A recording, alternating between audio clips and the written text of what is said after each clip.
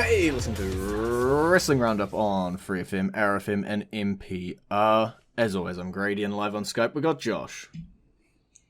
Hey. We got quite a bit to get through. WWE, in their infinite wisdom, decided to put pay-per-views on back-to-back weekends. But first, we are going to get through SummerSlam, and then we'll talk about a little bit about Payback as well. Obviously, only half of that has happened for Payback to be prepared for at the time of recording, so fingers crossed we get most of it. But the United States Championship, it was defended on the pre-show of SummerSlam, Apollo Crews successfully defeating MVP. Much to my shock. Yeah, it was, I thought the title would finally change. I really did.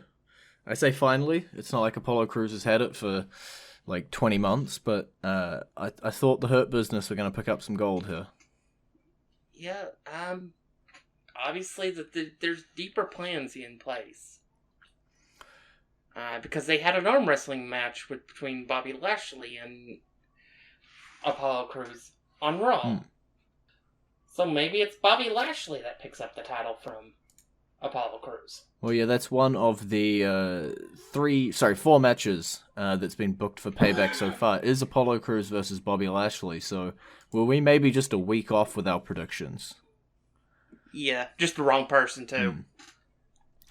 So we'll have to, I guess, wait and see if Bobby Lashley does pick it up, but take everything I said last week about MVP winning the United States Championship and just paste it about Bobby Lashley this week. Same sort of thing, making Hurt Business strong, turning on Apollo potentially for Cedric. Copy-paste. And then let's talk about in one big go, basically the Golden Role Models. They had a bit of an arc, and it's continuing at Payback. So we'll just talk about the arc from start to finish. First match on the actual card, Bayley successfully retains her SmackDown Women's Championship against Asuka, thanks to a little bit of interference from Sasha Banks. Yep. You say, I'm not that surprised. Bayley has held the belt for quite a while now, and I imagine, we keep saying it over and over, but when the Golden Role Models do explode, it's the one I imagine that they'll be going after. Obviously, because later in the night, Asuka took on Sasha Banks and made Sasha Banks tap out and is the new Raw Women's Champion. So they are down to 3 belts, 2 championships. Yeah, what can you say? And next week they might be down to 1. Yeah, it's... Because again, we have another match that we know about coming up on the second pay-per-view. Super convenient, because we know what the Payback match was. We knew that the Golden Role Models were going to be defending the WWE Women's Tag Team Championships. Now we know who it will be against, and it is against the unlikely duo of Shayna Baszler and Nia Jax. And in classic Team Hell No fashion, the team that can't stand each other are going to be the team that ends up winning the titles, while the other team explodes. Yeah, it's, we predicted that it didn't matter really who the opponent was going to be at Payback, that the Golden Role Models were going to explode at this point, and that's what was going to propel them on to their singles feud against each other later down the line. But into that, we've just rolled in this Nia Jax, Shayna hating your tag team partner thing, which again is another story as old as time and should provide at least some comedic moments. Yeah, who knows what it might bring. There's nothing particularly groundbreaking, and it is probably the one thing in the WWE at the moment that is unfolding as expected. Because we're going to talk about a couple things later on in the night, specifically around the world titles for the men, and might not have gone the way we'd expected. But the woman are at least seemingly on a path. Might not have expected Nia Jax and Shayna to team up, but it's still chugging along those same train tracks. And one piece that we've sort of skipped over here is that Asuka is the Raw Women's Champion now, and with Shayna busy over in the tag team division, because that's how that whole tag team started, was they both wanted a shot at the title. Who's going to be lining up behind Asuka here for the shot? I really don't know. I'm sure there's women they could still do. But yeah, two of her biggest possible opponents are kind of busy at the moment. Unless they decide to swerve us again and keep the titles on Bayley and Sasha on Sunday. It is possible. I think that that Asuka Shayna match is still at least what I'm looking forward to and what I'm yearning for. We've had a little bit of a tease for it. We almost got it. For that, I mean like a big one for the bout. Just a big clash of the two of them. So it's within reach, but I don't know if that's the path we're going down. The focus in the women's division, cross-brand at the moment, has been the Golden Role Models. As you'd expect when they were holding every single championship in the women's division. But speaking of the woman, we'll talk about one other feud that was fueling along that division, and that was this Mandy Rose, Sonya Deville, Heavy Machinery, Miz and Morrison, hair versus hair turned into career versus career, and sort of evolved, presumably, without guessing or going into too much, presumably based around circumstances in real life.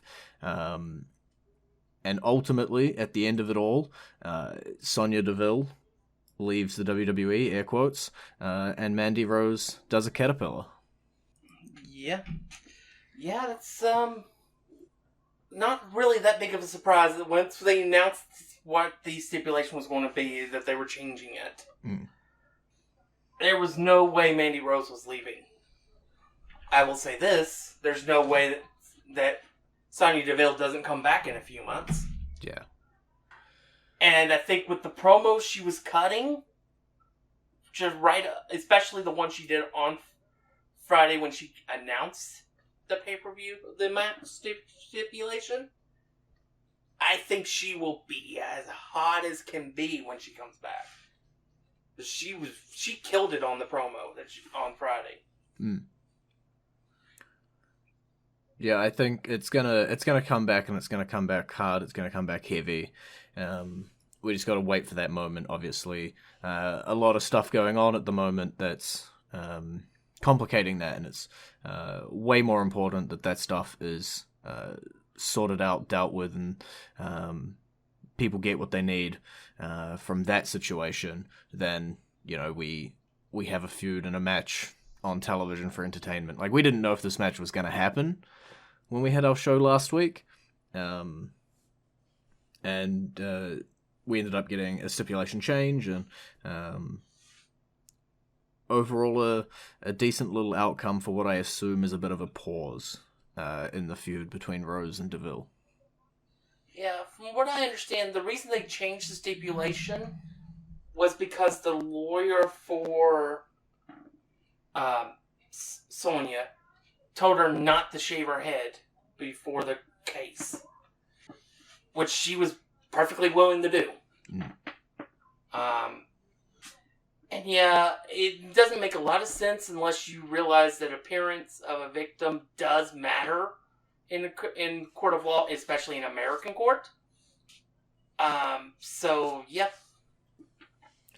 And she also had a bunch of stuff that she was planning on doing outside of WWE as well, so there's that as well. But we'll slip into our song. I'm looking at the time. Do you have a song in mind, or am I going to intro no song and insert it in post? Because I don't think I asked this week. No, you didn't ask. How about How about The Fiend?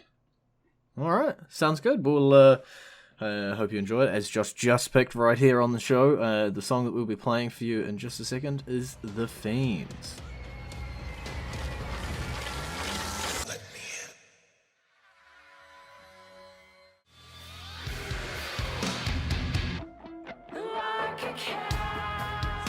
And you're back at the Wrestling Roundup on FreeFM, ArrowFM, and NPR. I'm Grady, he's Josh. That was The Fiend's entrance theme for you. Now, we've still got quite a chunk of SummerSlam to get through, as well as a couple Payback matches. So let's look over into the Raw Tag Team division. Shocking, at least me, the Street Profits successfully retraining against Andrade and Garza.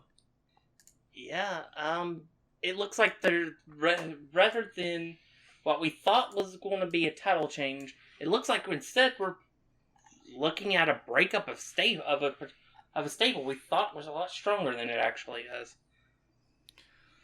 They've, I guess, had constant little hints here and there that, you know, Andrade and Garza might not be super tight, but I thought, you know, they'd get the titles and they could mend it and they could work together and come out the other end. But yeah, it might be pedal to the metal on those two going their separate ways.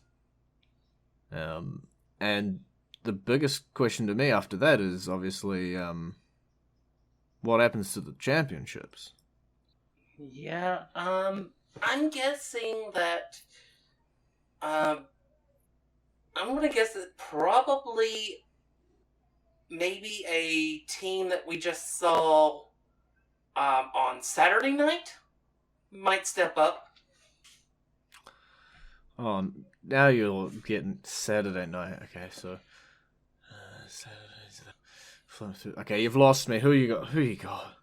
Well, the team that just lost the NXT Tag Team Championships. Gotcha. Yeah, NXT would have aired in New Zealand by the time this goes out as well, so it's not too much of a massive spoiler. And we have time to talk about it. Breezango, new NXT Tag Team Champions. Let's take a detour and talk about that for a second. Yeah, they had the match on NXT this week, which shocked because I didn't think it was going to be that quick. And then when they had the match, I thought, well, there's no way Breezango wins. And then they win with a double leg drop. And now they're the champions. They're feuding with Santos's group. And Drake Maverick. Yeah. Because next week there's going to be a 6-man tag featuring those 6 people. But yeah, we have new tag team champions, and I could see Imperium join the Red Brand. Yeah, it wouldn't be the. I'll later on talk about another one. So there's one other thing before we get there. No, I lie. And it's not the only NXT star that's moving up to Raw recently, because Keith Lee has also made his debut on Raw this week. Yeah. And contrary to the internet's belief, he was put up against Randy Orton. How the heck do you consider him being buried when you're facing the top guy on the brand in your first night? Yeah, you come out, you're face to face with Randy. You have a bit of a no finish kind of match to set up your second night on the main roster, being Keith Lee versus Randy Orton at a pay-per-view. Like, that's not bad. Yeah. I guess that sort of talks about, I guess, the SummerSlam match as well, which Drew McIntyre, as a surprise to definitely Josh. I always believed in him, okay? I always thought Drew was going to retain. Is still WWE Champion. For now. You just can't let me have it, can you? Yeah, he just got punted in the skull twice on Raw. Yeah. He did manage to walk away, which is more than what other what the young, older legends can say. But Orton's clearly not done with him. That's a segue. Yeah. It's like a weird... I don't want to refer to it as a triple threat or a triangle at the moment, because that would lay hints to the SmackDown brand, but it definitely seems as though Orton is not finished with McIntyre, Edge is not finished with Orton, potentially once he's healed up, Keith Lee is just debuting and going against Orton. Something's gonna happen here, and as you say, Drew McIntyre is champion for now. At some point, he's gonna have to lose it. Yeah, at some point, he does have to lose the title. When? I don't know. But it's definitely... We're definitely on the road here. And he's had a good run. Yeah, as of right now, no match booked for Payback for him, and his obvious challenger, Randy Orton, is busy with Keith Lee, and I imagine 2 punt kicks to the head probably puts you out for a pay-per-view. But yeah, I believe in him. Full belief. I believed in him last time and he retained against Orton. I'll believe in him again, damn it. And then he'll lose. And then I won't believe in him anymore.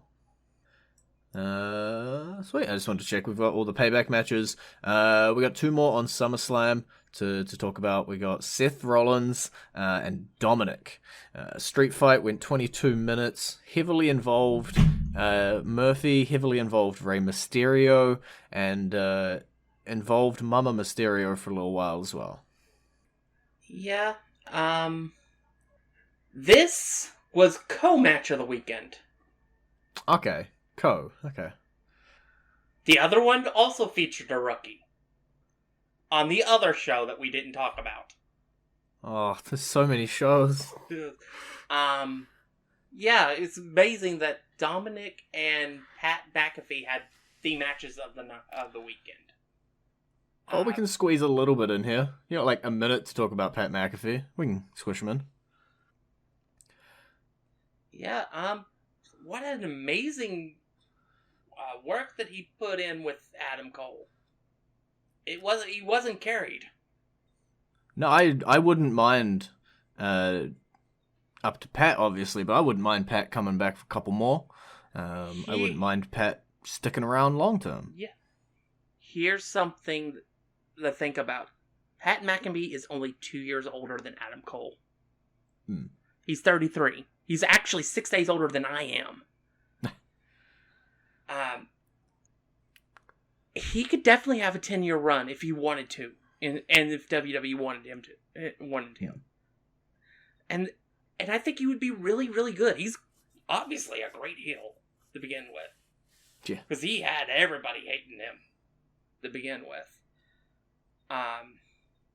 So yeah, I think he's definitely got a future if he wants to take it. Mm-hmm. It all comes down to that. And then the same thing can be said about Dominic. Yeah. Dominic blew it out the water with Seth. And I think he could have a 20-year run. He could be the one that replaces his father as the Latino star that WWE craves. Yeah. I not even counting, like, you know, the between the ropes kind of thing, which I don't want to shy away from. Dominic put on quite an amazing technical match, but the story to me, like if we're talking about co-match of the night, I'm going to at least give it story of the weekend, because it had you were gripped, you know. There was obviously Ray, Dominic's mum being involved, and yeah. I just loved it start to finish. Yeah. Ray fighting his urge to break his word to his son. Because prior to it, he'd given his word that he would not get involved. And then eventually, he broke it and did get involved. Yeah. So, for the comment from a couple weeks ago, there's your seed for the heel turn. Yeah. Because Ray broke Dominic's trust in not being able to keep his word. So that would be the reason why he would eventually end up joining Seth if they chose to do that. I love it. I want to see more of it. But let's get to the final match of SummerSlam before we run out of time. It was a Falls Count Anywhere match for the WWE Universal Championship, and we have a new champion. Yeah, it was a pretty good match for what it was. I honestly think that they probably could have done better if they had anybody else as their opponents. But it was still a decent match. I think when people talk back about this this match or this main event section here of SummerSlam, we're not going to be talking about the fact that Bray Wyatt won the Universal title. We're not going to be talking about how good the match was between Wyatt and Strowman. We're going to be talking about wreck everyone and leave. Yeah, we're going to be talking about what happened after the bell. Because out of nowhere, Bray Wyatt, who'd just been handed the title, turns around and gets a spear. Because the big dog, Roman Reigns, is back. And he wrecked everyone. As his search said. And maybe I wasn't as down with the internet as I could have been before this pay-per-view, but I did not see this coming a single iota. I had heard rumblings, and then I heard the release that they were doing a bunch of new merch for him. And that's usually a pretty good sign. The merch gave it away. Yeah. But yeah, the words on the shirt, and the whole demeanor he had, definitely says this is not the same Roman that left in March. Yeah, it's Whether it's a villainy Roman or not is yet to be seen. But there's definitely like an edge, no pun intended, to Roman right now. Yeah, we've got booked for Payback a no-holds-barred triple threat match for the title between those three guys, Fiend, Strowman, and Reigns. And it is a little weird because Strowman, was a good guy. He had the run-in at the Swamp, and now he's pretty monstery heel. The Fiend is heel by definition, but has sort of been softening a little bit as of late. And then, Roman Reigns, who's typically a good guy, comes in and isn't that nice to people. So alignments in that match really mean, a lot less than they ever have before. Yeah, there's definitely a lot of gray here. And, oh, by the way, Retribution never showed up. Yeah, they did not show up at SummerSlam. Unless we saw their leader at the end of the show. Which Maybe. Is a theory. Wrestling theory. I don't know. It's just maybe we saw him in the middle of the show when Kevin Owens was a random commentator for the tag title match for no apparent reason. Or they just took the night off. Yeah.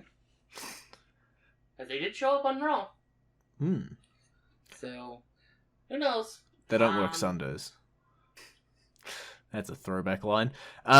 Most importantly, Payback, Fiend, Strowman, Reigns, Universal title. Who is walking out with the championship? I can't imagine because anybody but Roman winning the match. Okay.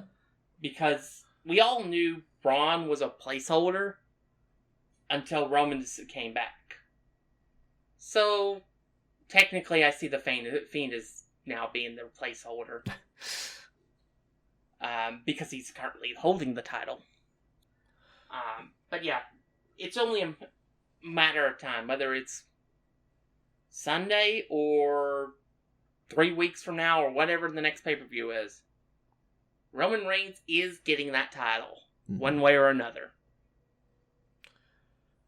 All right, and with 1 minute left in the show, the last thing I want to mention, as Josh said, we sort of skipped over NXT TakeOver. There was a lot to get into this show, but I do want to mention just a little bit there because landscape changed in NXT as we had a new NXT champion coming out of it, Karrion Kross, successfully winning that championship, but getting Finn Balor, injuring himself in his big win and having to relinquish the title the next night on NXT.